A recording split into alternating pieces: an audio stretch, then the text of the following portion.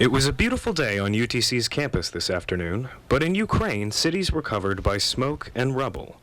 2 years since the beginning of the COVID-19 pandemic, News 12 spoke to students at UTC to see how they feel about these major events. It bothers me a little bit, just knowing what's going on over there, and there's nothing that I can really do except for speak out about it, but even then, that doesn't really leave much of an impact. While the conflict in Ukraine is on some students' minds, the main issue that has weighed on their mental health in the past 2 years has been the pandemic and the restrictions that have come with it. You feel like you can't talk to people as much, open up or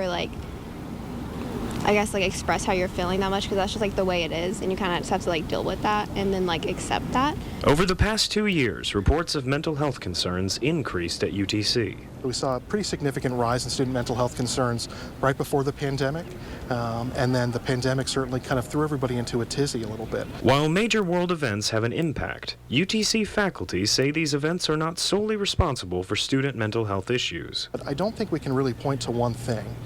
Certainly we have a population that's affected by things like the war that's going on in the Ukraine currently, but I wouldn't say it affects the entire campus. It certainly affects a population of our students. As students return to campus, UTC faculty are beginning to see the return of mental health issues that were common before the pandemic. The general issues of anxiety, depression, some of the cases of severe mental health that we saw before are starting to come back, where we kind of lost that a little bit because we had fewer people here on campus. The types of mental health concerns reported at UTC may be changing, but UTC faculty pointed out that they are not declining.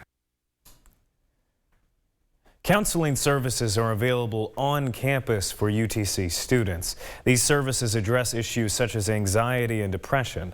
Live in the studio, Chris Skewen, News 12 Now.